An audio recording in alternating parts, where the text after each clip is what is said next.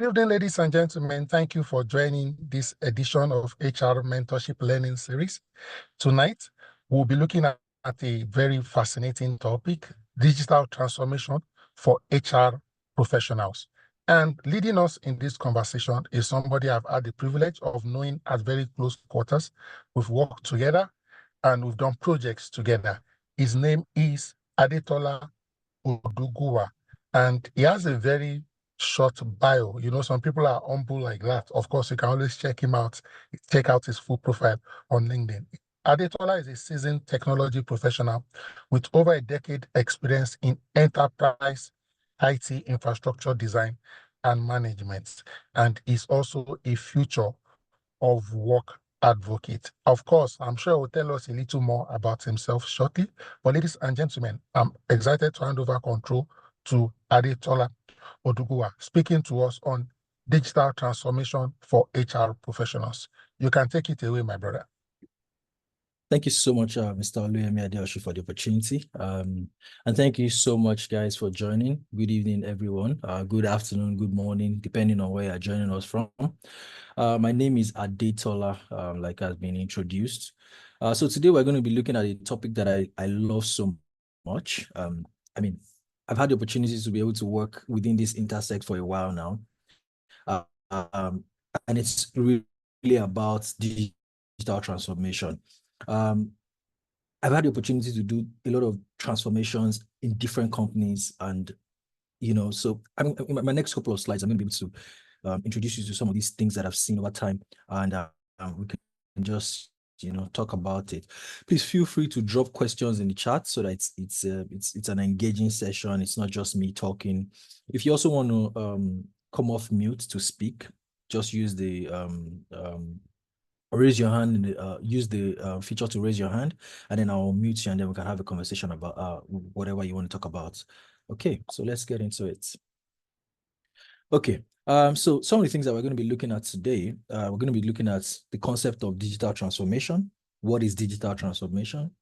We're going to be looking at remote work technologies, how are companies leveraging remote work for improved productivity, for improved bottom line, for cost savings, for optimization and all that. Also, we're going to be doing a little talk about AI awareness. Of course, artificial intelligence is the buzzword right now. If you are not on this train, I advise that you jump on it as quickly as possible. Again, a bit of digital literacy and some tech skills. We're not going to really do a deep dive into this. We're just going to have like a gloss over it.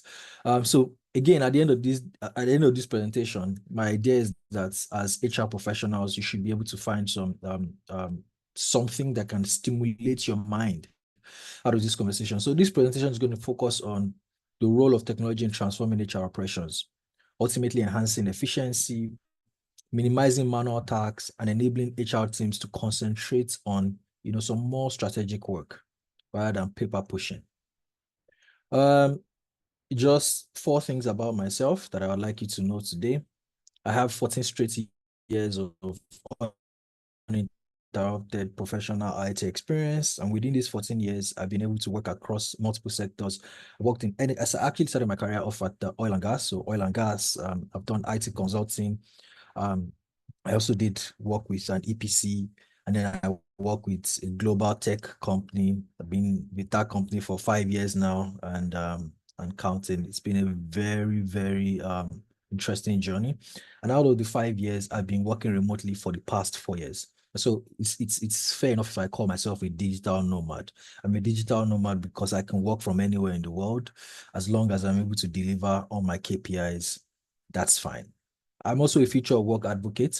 You can find me discussing about remote technologies, 4-day work week versus some of all of these interesting concepts. The bedrock of all of these ideas and beautiful things is that I am also an IT architect, done this for many organizations and been involved in many projects. So I have very strong IT backgrounds. So yeah, let's jump into it. So the concept of digital transformation, really, when we talk about digital transformation, it is us understanding how technology can really simplify HR experience, how we can simplify employee experience, how we can improve how we as humans live our lives. again, we spend most of our time, our adult life working. So it really just makes sense for us to be able to introduce a bit of some tools, processes, policies that would help us to do these things that we love in a better and a more efficient manner. Okay, so by way of definition, quickly, digital transformation in HR. This really just talks about the concept of integrating digital technologies into HR operations, fundamentally changing how HR department operates and deliver value to the organization.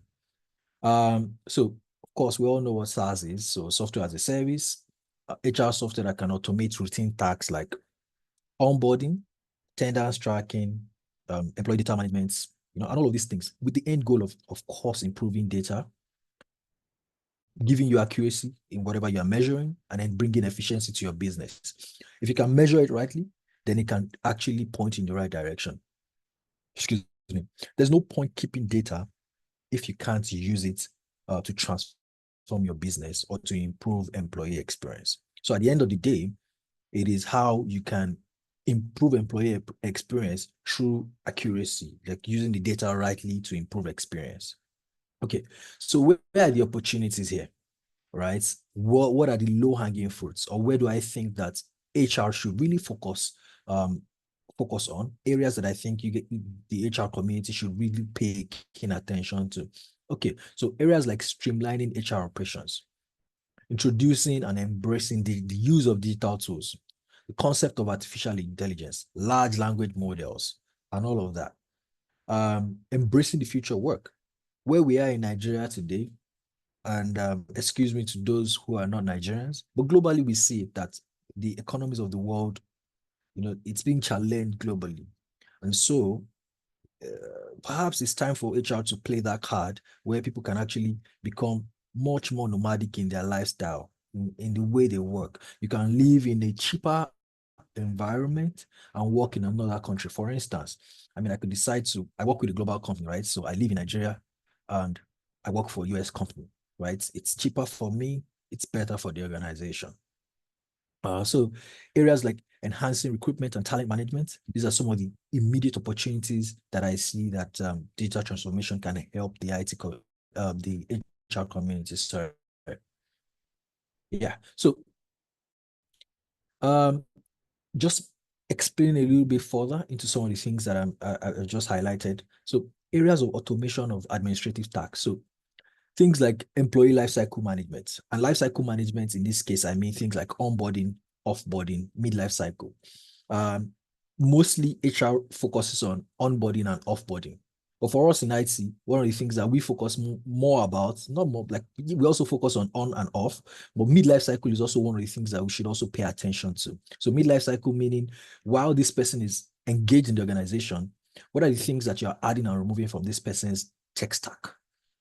Or what are some of the benefits that you're adding and removing as this person transitions in their journey within the organization? It really makes sense for us to also pay keen attention to that. And then some of these things could be automated. For instance, you could say when XYZ hits 2 years of service within the organization, apply ABC policy.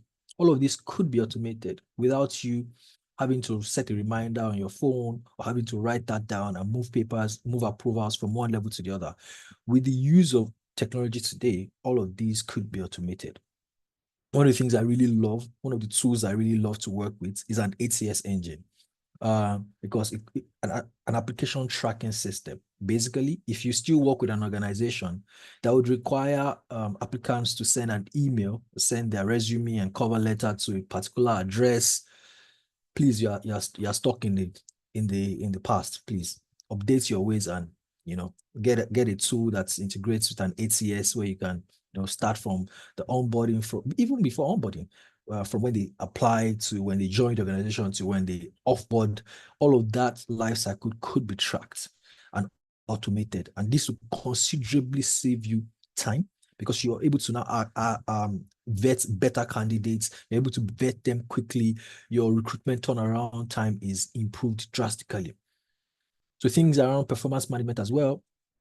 Every now and then you want to also measure the efficiency of your team. You also want to ensure that people are performing against the benchmark that you have set for them. Leveraging tools that allow you to do that efficiently and effectively is also one of the things that HR digitalization can help you with. Okay, moving on quickly.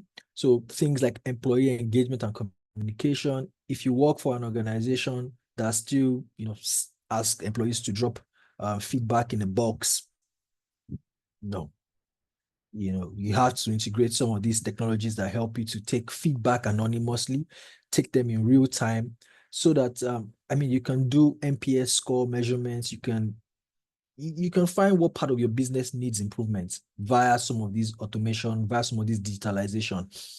So areas of learning and development, HR analytics, and reporting. These are some of the key things that you can also keep an eye out for. Okay, so what are the takeaways here? Focus on the tools, not the focus on the outcomes, not the tools. So like I told you, a lot of people just want to put like tools together to do certain things, but it makes sense for you to focus on the outcomes. What are the outcomes you want out of this? For instance, I use the example of the HCS. The outcome from that buying an HCS tool is that you want to improve efficiency in your recruitment process. You also want to be able to track the number of people who have applied for that role, where they're applying from, the region, the skill sets. You can do a lot of analytics from that. So it makes sense to focus on the outcomes, not just the tool. You're not just buying the tool because it's that next nice fancy thing to buy. You also want to prioritize user needs and tax effectiveness. What do I mean by this? So you want to know what your business really needs versus not just buying another nice tool. I've seen organizations where it just makes sense for them to buy that next tool, and then they're just going to buy it because they have the budget for it. No, you want to know, what do the users really need? What's the employee experience like? What do they need? You want to buy a tool that fits that. Good. One of the problems that I've seen working remotely over the past 4 years and working for multiple organizations is a siloed culture. Siloed information, poor knowledge management. For all of this, for you to be able to digitalize your employee experience, we need to be able to access data in an easy manner, in a manner that is not so difficult for you to be able to interact with. For instance, if I have a colleague who lives in Sao Paulo in Brazil, and we're on 2 different time zones, with having a knowledge management system that is so beautiful, I can actually hand off work to my colleague in Sao Paulo without even seeing my colleague, right? Because I know there's a place where I keep all the information, and then my colleague can also go there, pick up work, and continue that way. That helps us to continue, like business continuity is there. The handshake is there. You don't have to depend on, anytime Tola is not at work slows down. That's not the good culture. You want to ensure that there's no silo around your knowledge management. You also want to optimize your toolkits for maximum productivity. What does this mean? Ensuring that you invest in the right kind of tool, and you continue to invest in them. Foster a culture of curiosity. If you work or you lead any organization where there is no culture of curiosity, then it's going to be very difficult for you to be able to transform that organization digitally, because when you buy those tools, people are not going to use them. They're just going to be stuck on their old ways, pushing papers and sending emails and going to Teams or Slack or whatever you use for your instant messaging at work, and they're not going to embrace it. So you also want to build a culture of curiosity around the organization. One of the things that's goes without saying, very important, you need to employ a very robust change management strategy, especially when you are moving from a semi digitalized or non-digitalized environment to a fully digitalized environment. You want to ensure that you embrace a very comprehensive change management strategy where you help people. Our appetite for technology varies, right? So someone like me, I have a huge appetite for technology. I'm very willing and able to jump into new stuff. I don't shy away from getting my hands burnt. but my neighbor, my colleague, some other persons might not be as open as I am. So you want to ensure that you cater to everybody's needs. You want to ensure that you have champions early, people who are on board the program, and then those can drive change across the organization as well. One thing I also forgot to mention is that you also want to have strong executive sponsors within the organization, people that have strong voices, people who can lead the change from the top and vice versa. That's also going to help you with your digitalization experience. So another key thing to also keep an eye out for is to ensure a continuous improvement and adaptability. So as you're implementing these solutions, you want to take feedback at every point in time. You also want to adjust things. You want to improve things. You want to revamp things as things go on. So that's going to give you an input, like feedback from what you've deployed, and that can help you to improve your tech stack considerably. I don't think we have any questions yet, so I'm just going to continue. But if you have any questions, please feel free to drop them in the chat or stop me. That's also very welcome. So one of the key things I love to talk about, remote work technologies. Again, a lot of concepts, a lot of nomenclature have been thrown around to these concepts. Some people call it remote working, some people call it telecomputing, telecommuting rather, sorry. At the end of the day, it's a concept that allows employees to fulfill their job requirements or responsibilities from locations outside of the office, outside of a brick and mortar space. It could be from your home. I work from my home. It could be from a co-working space. I work a lot from co-working spaces. It could be while you're traveling. I've had the opportunity to also work while traveling. And this experience is so fulfilling, right? Because I have the opportunity to do the best work on the go. This model has grown as technology has, grown as well. And for us in Nigeria, a lot of us have, were mostly introduced to this concept in 2020 during the pandemic. And whether we like it or not, this is a concept that is not going out anytime soon. So the earlier we as HR professionals embrace it, the better for our businesses. Because if we don't, the talents that we manage are also going to move to a company that allows them that flexibility. In the past, in my last company, I think that was about 5 years ago, this used to be available to just folks in IT. So people like myself who worked in IT, this opportunity just used to be available to us because we could, connect to the servers, we could connect to the applications and do stuff from home just once in a month, I think. Yeah. But we see folks now in sales, in HR, in business support functions that actually work a lot more from home now. In fact, there's probably going to be a time where more offices are going to collapse their way of working into remote first culture. So this work model has grown in popularity as technology continues to advance, enabling seamless communication and collaboration for virtually from everywhere. I would say that one of the advantages of being able to work remotely is that it opens up a global pool of talents. I've been blessed enough to have colleagues from almost every part of the world. I haven't been to a lot of countries, but I've had the opportunity to talk to people from almost every part of the world. And the opportunity this has afforded me is because I work remotely. I've had the opportunity to talk to people in Brazil, Argentina, in Europe, in America, in Asia, in APAC. There was a time I worked with folks in APAC, so in Australia, New Zealand, and so all of these have been possible because of the remote work setting. Okay, so what are some of the benefits or advantages of working remotely or a remote first environment? It offers you flexibility. When I say flexibility, work could start at 9 o'clock. So work could start at 9 o'clock. You don't have to get out of quote unquote bed at 6 a.m. to join traffic and then drive, commute to work for 3 hours. You can actually just wake up at 7 o'clock, have your breakfast, coffee, meditate, pray, do whatever you want to do, and start work at 9 o'clock. That's the flexibility it offers you.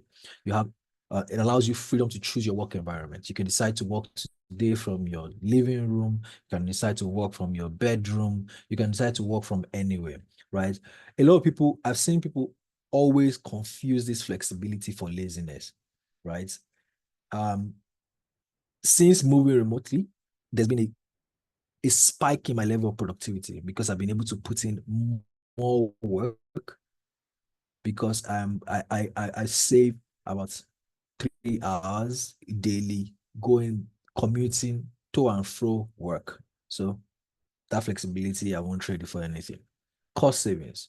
Cost savings on the part of the employers, getting an office space, cooling, HVAC, so heating, ventilation, air conditioning, cooling, and all that.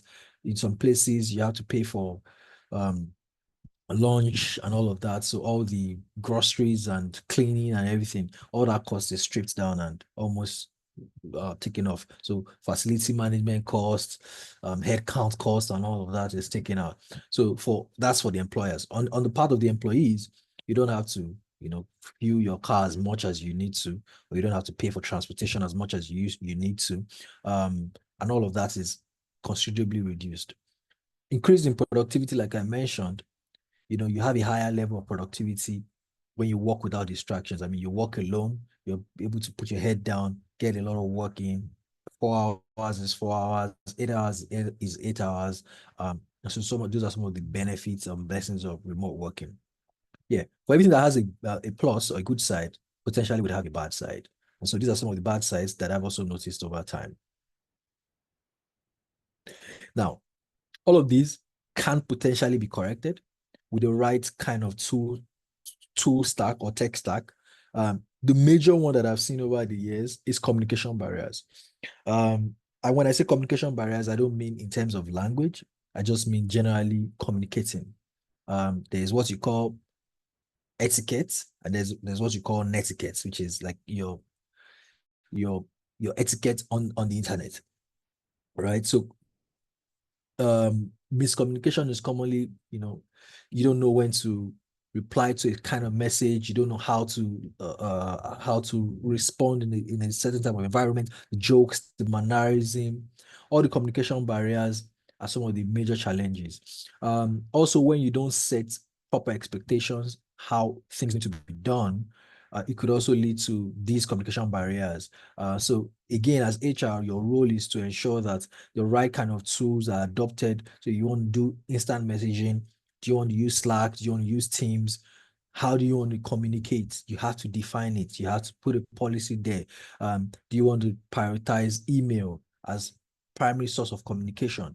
Or do you want to go heavy on tools like Slack? Do you want to go heavy on Asana? When you want to hand over tasks, how do you want to do it? Do you want to use Asana? Do you want to use Monday.com? Do you want to use Project Planner? Do you want to use Loop components? What do you want to use? You have to be able to decide which of the tools you want to use to communicate and do that effectively as well. Technical issues. I'm looking through the chat, through the attendees now, and I see that most of us are, of Nigerian background.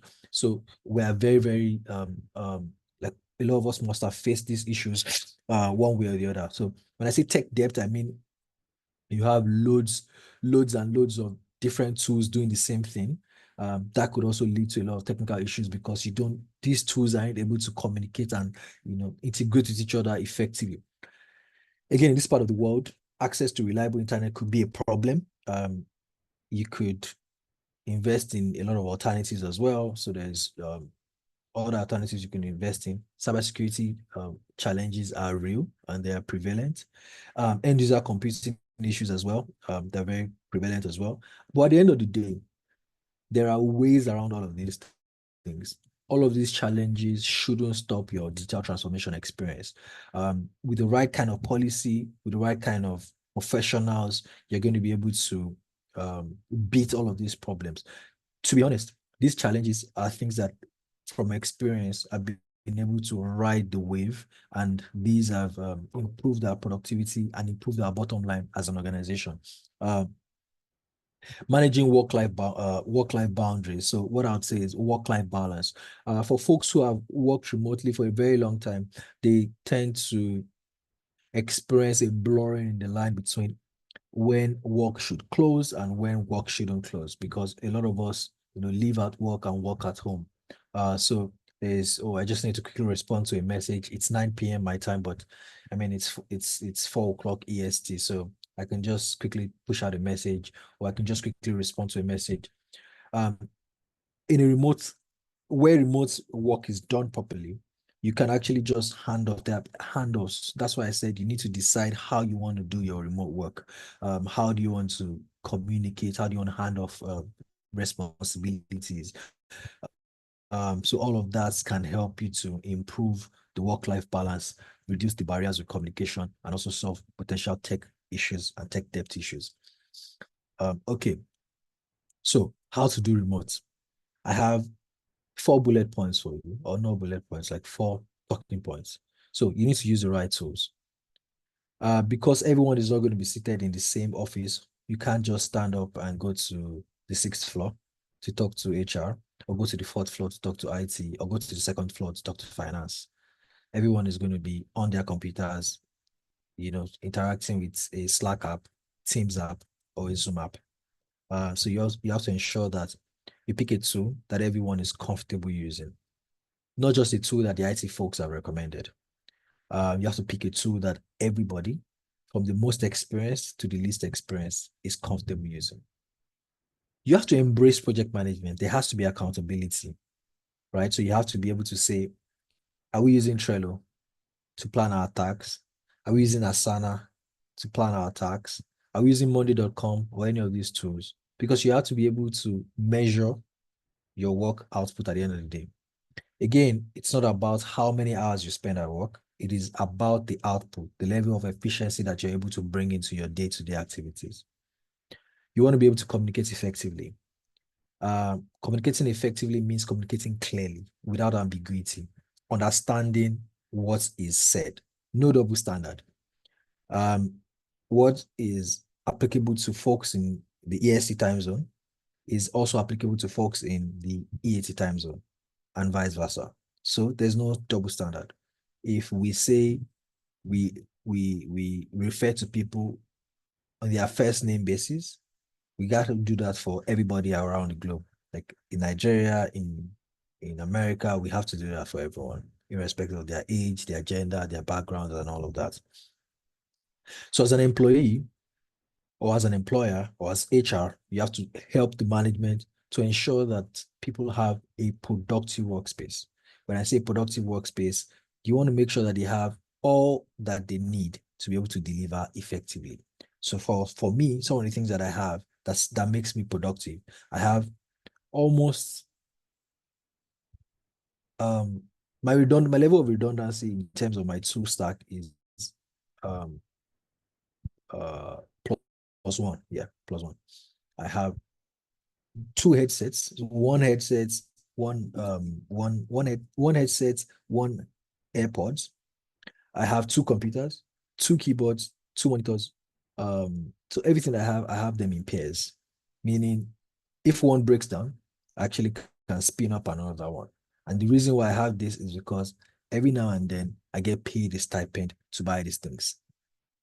So as employers or as HR, one of the functions that we're supposed to do is to push for management to support employees to be able to buy these things.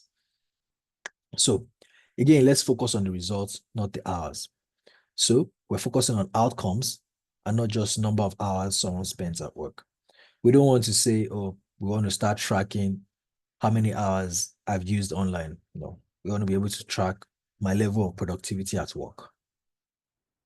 Okay, a very classic scenario that I put out to here is, how to do remote work. This is us working remotely. You're joining this session from wherever. I'm in Lagos. Someone might be in Abuja. Another person might be in Kampala, Uganda. Another in Nairobi, Kenya. We are able to work remotely. How are we able to do that? We can collaborate using Google Docs, Microsoft Word online. We can use Slack. We can use Teams. We can use Asana, we can use Trello, Monday.com for project management. If we want to have a meeting and we want to, discuss extensively on things and we want to break out, we could do breakout room on Zoom. We can record our meetings and use it for training purposes. When we have new employees, we can use that. We could even use AI, right, as our digital assistants. I could potentially connect, say, co-pilots to this call, takes my meeting recordings, it does a transcription for me, it sends it as an email to all the attendees at the end of the day, and it thanks them for joining my call. That saves me a lot of time doing meeting recaps. Potentially, I could even take it a bit further to say, based off what we've discussed in this meeting, can you also create a project plan, assign responsibilities based off what we've discussed on this call, and follow-ups? All of that is possible with the power of artificial intelligence. And all of that exists today in, uh, in various tech stacks. So for instance, Microsoft Copilot allows you natively to do all of that without with just a basic Copilot license, planner, planner, it's planner online license and all of that. You can potentially connect all of these experiences together and be able to deliver on work without moving too much of a muscle. The beauty as HR is that we are supposed to be the one championing a lot of these things, ensuring that employees are able to leave our organization better equipped than they came in.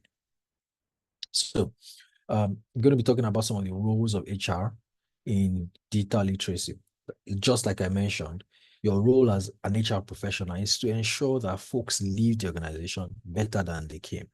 And not that people are just waiting as to just waiting for the next opportunity for them to jump out of your company, and they're just using your place as a holding or a waiting space till they get the next best offer. No. Okay. So some of the things that I personally think need to be done to ensure your like to really cement and emphasize your experience. Number one, you need to continuously upskill your workforce. In some cases, you would have to reskill folks. With the introduction of artificial intelligence, a lot of folks potentially could be out of jobs very soon. I don't mean to scare you, but someone who knows how to use AI will not take your job. But it's someone who knows how to use artificial intelligence who's going to take your job. And that is very important. You need to ensure that you upskill your workforce and you reskill people who need to be reskilled. I also go through extensive training every now and then. I, soak myself into materials to ensure that my knowledge is updated on some of these technologies. You also have to embrace efficiency. You need to understand that new tools can lead to more efficient ways of doing work. In the past, it could be that when you started working out, like when you started working, there was a certain way of doing it. So you had to. I think I remember my first appraisal was done on a piece of paper with my manager. We sat down and then I put it in an Excel sheet and then emailed it to HR. All of that has changed. All of that has changed. These things are now weekly check-ins, automated bots sending you messages, for your weekly pulse checks, and all of these are now, integrated into your employee, like your month-end appraisal, your quarterly appraisal, your end of year appraisal, all of this, and then it does its own rating at the end of the day, right? Adaptability. We have to also adapt as technology evolves. New rules are going to open up. New rules, existing rules are going to collapse or fold up. And so we have to, adapt to these changes. Technology evolves rapidly and staying updated really helps you. And the good thing with technology is that if you dial it back, say about 10, 11 years ago, if you needed to learn anything, like for instance, when I started working, and I needed to learn about my Windows Server 2008 in my previous company, in my very first company, I remember my manager had to go to Switzerland for a course on that, to learn more about Windows Server 2008, because I worked for a Swiss company then. He had to travel to Switzerland for about 2 or 3 weeks. And then he came back to Nigeria and he brought loads of textbooks. And I was like, Tola, you need to consume these books. You need to consume them. And during my lunch hour or during work when things are not so busy, I'd go like sit on my table with highlighter, keep highlighting text, highlighting sticky notes, sticking them, highlighting, sticking them, highlighting, sticking them. And then the company had to pay for all of these materials for us to be able to sit for these exams. But today, all of these things are now available online, and most of them are free. So if you decide not to, if you don't know, you have deliberately decided not to know, because everything that you need to know is available on the internet almost at no cost. I'm going to say that again. Presently, if you don't know as much as you need to know, it is because you have deliberately decided not to know as much as you want to know, or as much as you should or are able to know. Because almost everything is available on the internet. Again, I'm sure that every one of us have played with different AI models, large language models. A lot of you have played with ChatGPT. You can see the power, you know. You should also be a master at prompting, because that's what's going to distinguish you between someone who is new to the concept and you who are, an advanced person on the concept. So, wanting to be a master at prompting, it's actually an area of discipline where you can be like a master prompter, meaning you want to be able to um, condition the large language model, the AI model, to be able to respond to your questions with the most accurate answers or the most accurate feedback. So again, you can go to platforms like Coursera. um, YouTube is actually one of my most favorite. It's one of my favorite platforms. I spend hours on YouTube every day, right? So almost everything you need is on YouTube. You can listen to free webinars, tutorials like you're listening to here, for them to stimulate your mind on some of the things that you could do. W3 School, if you have an IT background, this is actually a very good platform. W3 School, you can learn about different programming language. Google Digital Garage also offers you a lot. I was checking it last week. They have loads of knowledge materials on artificial intelligence, general, depends on, they have materials for everybody, irrespective of your role, whether you're senior, whether you're mid-level, whether you're junior, they have like materials for everyone. Okay. So for this part of the presentation, I actually didn't put anything here because I wanted us to discuss it. And I'm hoping that somebody can volunteer to talk, and then we can just, talk through it. If not, I'm going to put a link in the chat for you to be able to assess your organization's AI readiness. At the end of the day, you have to be able to make this decision. Is the business AI ready? Are you ready to adopt artificial intelligence? The sad part is that whether you say yes or no, the train is moving on. So you have to agree at some point to adopt it. Again, it's not artificial intelligence versus people.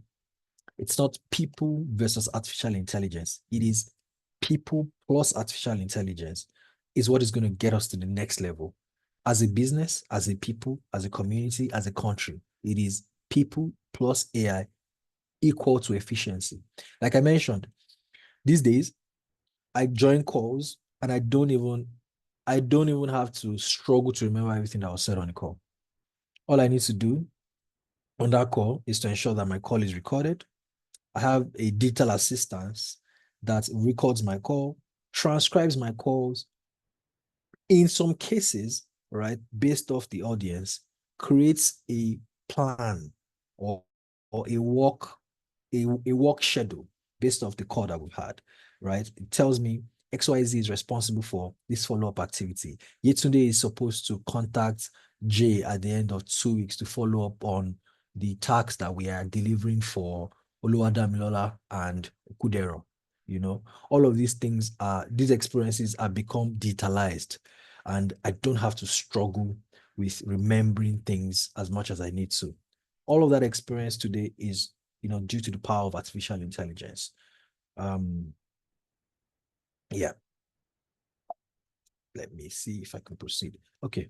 I don't know how you want us to do it, but I have something I want to share with you. It's an assessment, and you can. Okay, maybe what I'm going to do is I'm going to send a link to Mr. Oliemi so that he can, distribute it to everyone. It's about 20 minutes long.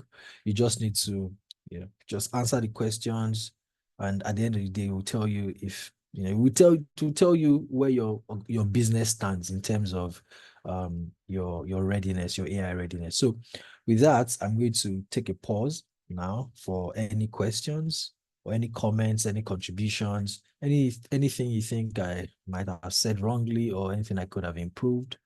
So yeah, any questions? Feel free to just raise your hand, and then I'm going to unmute you. Any takers?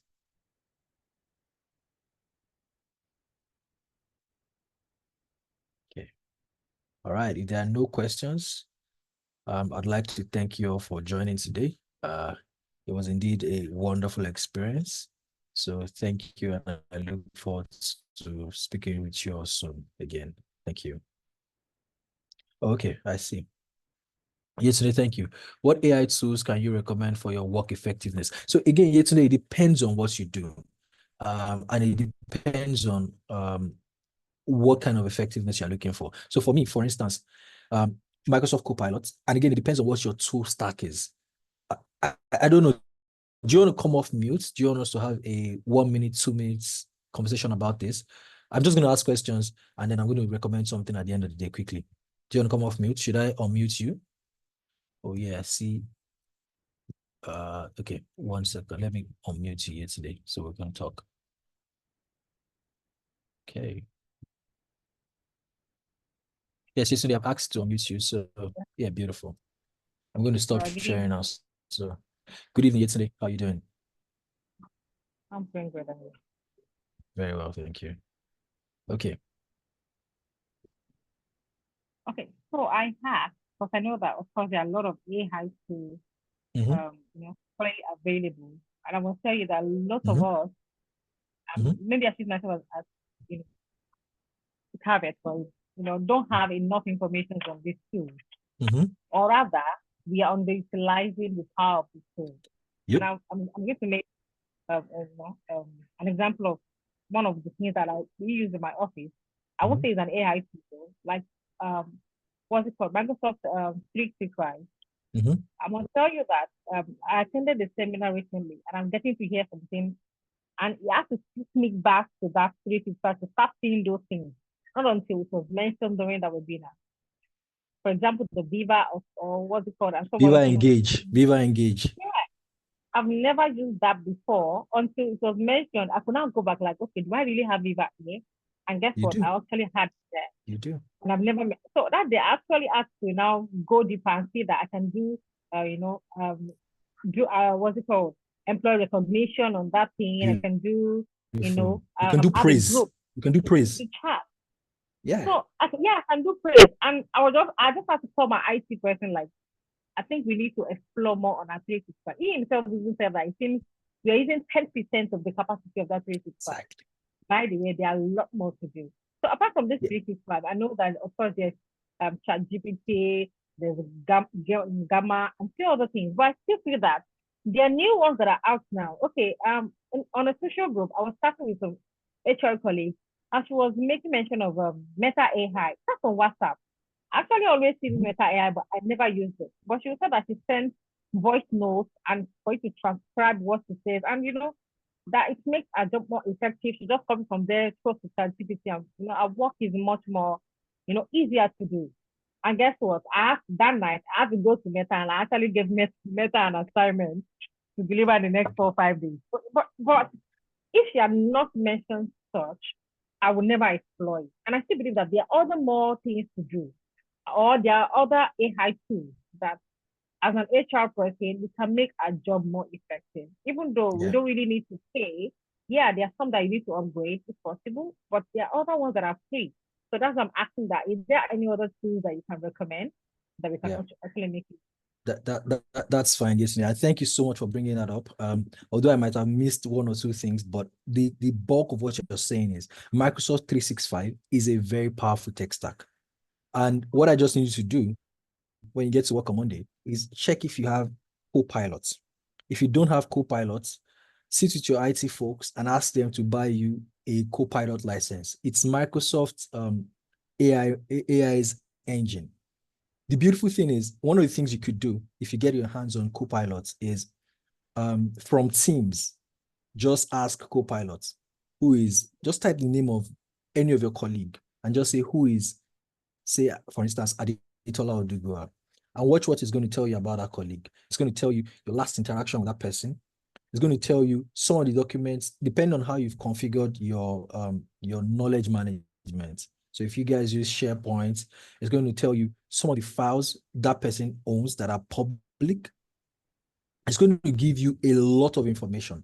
Now, another thing that I use Copilot for at work is document summary, right?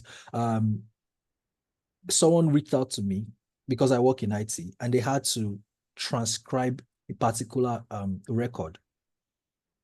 This record is in English and they needed to transcribe it to Arabic for auditors in Egypt. And basically what I just asked them to do was to upload that document on Copilot and ask it to transcribe it with the specific intonation. And then within less than a minute, the document was downloaded, shared to the auditor in Egypt. Boom, done. We didn't need to employ someone to transcribe that document or translate that document. What I'm trying to tell you is that we have access to a lot of these tools, but we don't know it. So like I said, there is a gap between tech and productivity. A lot of the businesses, because this is actually, it's new territory. Nobody is handling this area. The IT folks just want to ensure that the lights are on. I work with IT, right? We just want to ensure that the lights are on. Your computer is working. You can send email. You can download that file. Everything is going on. Boom, go. We are not looking at the productivity arm of things. And that's where HR comes in. There has to be a handshake between productivity and the tools you have. You didn't even know that there was Viva Engage. There's praise, right? You can praise people's performances. You can do a lot more. Yesterday, we can spend some time together to explore, the stack of Microsoft. It is beautiful. I can tell you for a fact that my company saves over $1 million from just tech stack reconsolidation. Over $1 million. So it is possible. And it is about ensuring that the tools that you have, you harness them effectively, right? So I see that we have another question. I don't know if I've answered you correctly yesterday or if you need more. Okay, it looks like I might have. Okay, so Simeon, you're up next. I'm going to unmute you now. 1 second, Simeon. Okay, 1 second. Let me just bring you to the bigger screen. Let me just do that right away.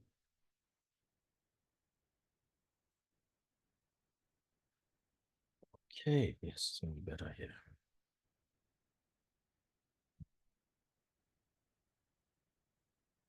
Okay, so Simeon. Yeah, so Simeon, you can go ahead. I've just unmuted you. Thank you. Thank you. So mine is on combining AI with people. So I work for a research organization and we deal in HR in the research organization. So acceptability of using AI by management is really low. We've been trying to push and drive for premium subscription to some of these AI tools. Due to the kind of work we do, we have a lot of proprietary information. So management is always skeptical about feeding those information to AI.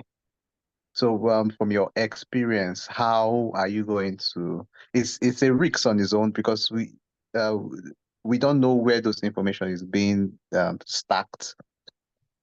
So how the people collecting those information, what are they using it to build? What models are they using to build? How it will come back and bite us? There are a lot of risks that are open.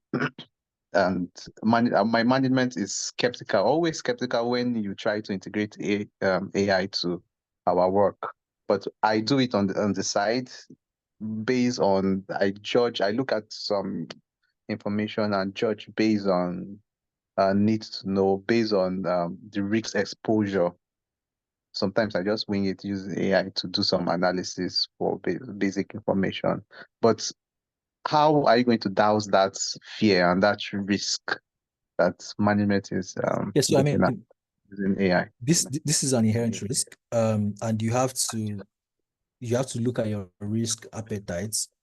There are some risks that you'd have to either tolerate or you'd have to, forego. In my own opinion, if the business refuses to embrace artificial intelligence, unfortunately, you might have to, work would become slower. It might be less efficient, but I get the risk because again, you don't know what these models are going to, like you have to, you have to be very cautious. There are ways around it. There's a concept called data anonymization. You can anonymize your data, meaning you can strip out certain things, PIIs or any of those things. You can anonymize it and then feed it into the models. If you have proprietary information, I'm not here to sell any specific tool, for instance, say Copilot. But from what I know about Microsoft, their models aren't going to be used outside of your four walls. Permit me to use that word, four walls. So Microsoft's model is not going to, if you feed anything into Copilot, it's not going to be used to train or like as a response to someone else on the internet. So what I'm going to say at the end of the day is that your business really needs to sit down to identify what are the areas where you want to adopt artificial intelligence. The areas where you don't want to adopt it, you have to decide that. So you have to start by firstly creating an AI policy, right? So you want to have a policy around it. So to say, this is the safe use of artificial intelligence, because at the end of the day, right, it's like anything that is not used safely could be misused. So you want to start by having a policy that guides the use of this technology. When that policy is drafted, then of course you can now, from that policy, you guys can decide, okay, we're going to be using anonymization to anonymize data. We're going to decide to use A, we're going to decide to use B. But the benefits of adopting technology far outweighs the risk. That's what I'm trying to say. It makes sense for you to jump on the train because it helps you to, of course, you've used it and you've seen how effective it is. So that's going to be my own recommendation. The business needs to, as a whole, decide on what we're going to be doing. We're going to start by creating a policy that guides us. Based off this policy, we're going to have to look for a tool that does not use, that doesn't use our data to, to train other large language models. You have to do that because global companies, big Fortune 500 companies are also adopting it. If you have the budget for it, you can build a large language model for yourself. And then people can feed in specific information into it and then retrieve such information from it. It's a lot of work, Simon, but it's doable. The business cannot just,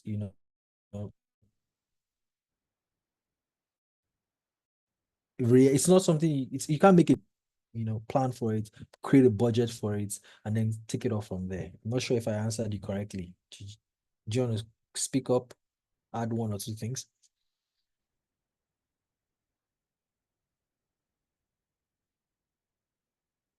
Okay. Looks like I took that well. Let me check the chat. So we have Olu. Okay. So Yetunde answered Olu.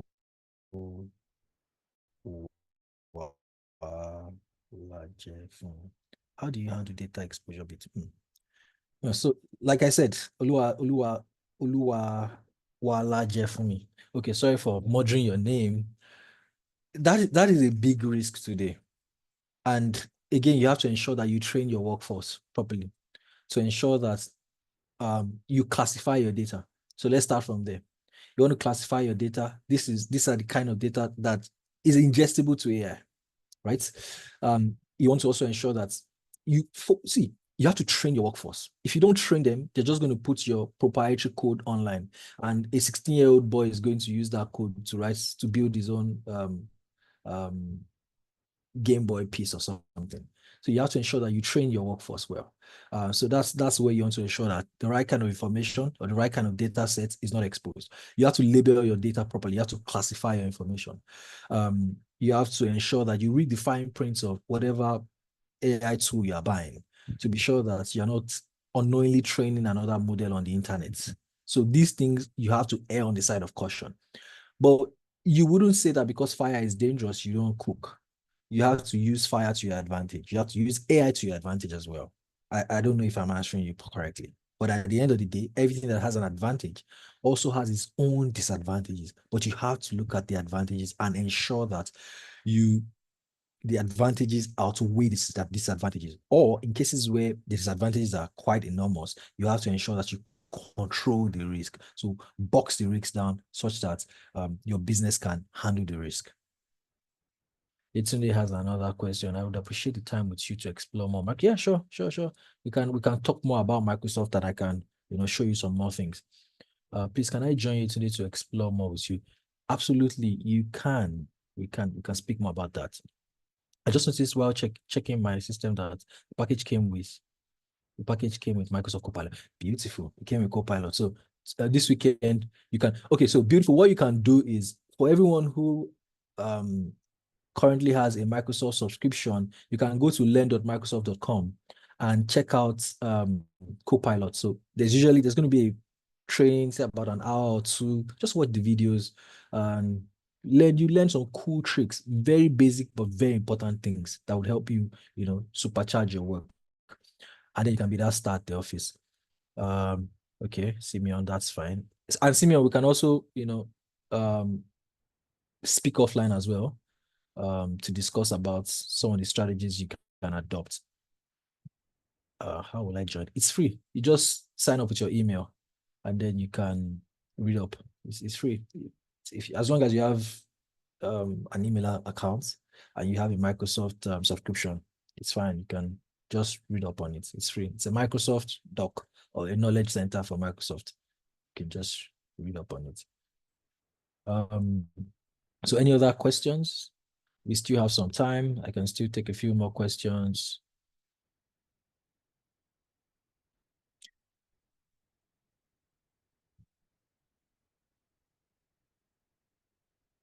Okay. So if there are no other questions, I want to thank you all for joining today's session. It was indeed an interesting one. So thanks to everyone who asked questions. And thanks to everyone who also, dropped questions in the chat. And thank you all for listening to me today. I look forward to connecting with you all soon. Thank you. Speak